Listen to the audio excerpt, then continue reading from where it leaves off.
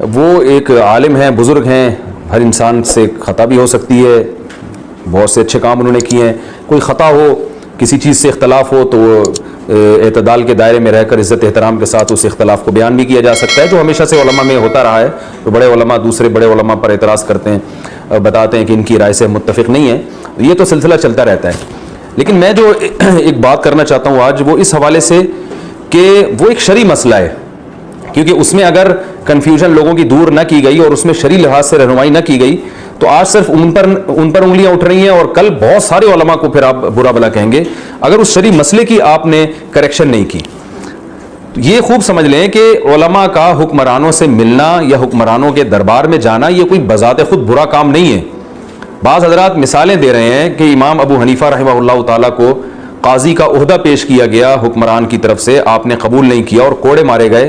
امام احمد بن حنبل کو کوڑے مارے گئے. امام مالک کو بادشاہ نے بلایا, آپ نے جانے سے انکار کر دیا. اور اس طرح کے بہت سارے ہمارے اکابر کے بزرگوں کے واقعات ہیں کہ حکمرانوں کو انہوں نے جوتے کی نوک پہ رکھا.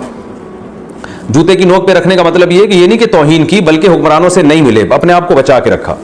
تو یہ مثالیں دی جاتی ہیں اور حضرت مولانا پہ اعتراض کیا جاتا ہے کہ وہ حکمرانوں سے ملتے ہیں تو گویا وہ اپنے اسلاف کی روش سے ہٹ گئے. تو آپ یہ بات خوب یاد رکھیں کہ ہمارے ہی علماء میں بہت سارے علماء ایسے ہیں جو اہل حق تھے اور وہ حکمرانوں سے باقاعدہ ملے تھے. تو اسلام میں حاکم وقت سے ملنا یا نہ ملنا بذات خود نہ اچھا کام ہے نہ برا کام ہے. اسلام اس کو فوکس کرتا ہے کہ آپ کی نیت کیا ہے. جن علماء نے حکمرانوں سے استغنا والا معاملہ کیا ان کی نیت یہ تھی کہ کہیں حکمران ہمیں کوئی لالچ دے کے کوئی غلط کام ہم سے نہ کروا دیں, یا یہ اس خوش فہمی میں نہ رہیں کہ ہم ان کو ہر لحاظ سے برحق سمجھتے ہیں, اس لیے انہوں نے اپنے آپ کو حکمرانوں سے دور رکھا. ان کی نیت بھی اچھی تھی, لیکن ماضی میں تاریخ میں بہت سے علماء ایسے گزرے جن نے بڑے بڑے کام کیے, وہ حکمرانوں سے باقاعدہ ملے ہیں اور ملنے سے ان کا ذاتی مفاد نہیں تھا ان کے پیش نظر. ان کا مقصد یہ تھا کہ ایک حاکم کو اگر ٹھیک کر دیا جائے تو پوری قوم ٹھیک ہو سکتی ہے, اس سے فیصلے درست ہو سکتے ہیں. پورا ٹھیک نہیں کیا جا سکتا, تھوڑا ٹھیک کیا جا سکتا ہو تو تھوڑا ٹھیک کرنے کی کوشش کی جائے. اس کی بھی ہمارے پاس بہت ساری مثالیں ہیں اور ان لوگوں کی نیت بھی درست تھی. تو عوام کو چاہیے یہ کام علماء پہ چھوڑ دے کہ انہوں نے حاکم وقت سے ملنا ہے یا نہیں ملنا.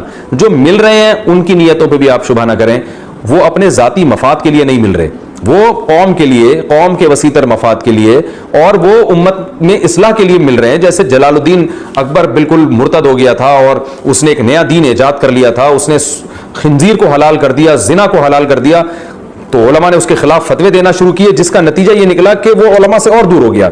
ایسے وقت میں مجدد الفسانی رحمۃ اللہ علیہ اٹھتے ہیں اور وہ حاکم وقت سے ملتے بھی ہیں, اس کے منہ پہ اس کی تعریفیں بھی کرتے ہیں اور شہزادوں کو یہاں تک کہتے ہیں کہ تم جب تک میں اس وقت تک میں جنت میں نہیں جاؤں گا جب تک تمہیں نہ لے کے چلا جاؤں.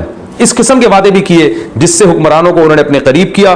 اور بالآخر ایک وقت آیا کہ جلال الدین کے بارے میں کہا جاتا ہے کہ وہ کلمہ پڑھ کر دنیا سے رخصت ہوا ہے. تو بہت بڑا ہندوستان میں مجدد الفسانی رحمۃ اللہ علیہ انقلاب لے کر آئے, اپنے آپ کو حکمرانوں سے قریب کر کے ان کے درباروں میں جا کے ان کو سمجھایا, انہوں نے ان کو محبت دی انہوں نے, اور پھر جلال الدین اکبر کی نسل میں عالمگیر جیسے بادشاہ پیدا ہوئے. اگر مجدد الفسانی بھی یہی کرتے اور کہتے یہ دار اسلام سے خارج ہے, یوں ہے, تو کیا نتیجہ نکلتا؟ وہ جلال الدین اکبر ان کا بھی گلا گھونٹ دیتا اور سارے علماء کو ختم کر دیتا. تو ہر دور میں جہاں حکمرانوں سے دور رہنے والے علماء ہیں وہیں حکمرانوں کے قریب جانے والے بھی علماء موجود رہے ہیں, اور یقیناً درباری لوگ بھی موجود رہے ہیں جنہوں نے حکمرانوں کا قرب حاصل کر کے ان سے مالی مفاد حاصل کیے. تو یہ فرق آپ کو کرنا پڑے گا, کون درباری ہے, کون حق پرست ہے, کس کا حکمرانوں سے ملنے کا مقصد اچھا ہے اور کون اپنے ذاتی مفاد میں مل رہا ہے.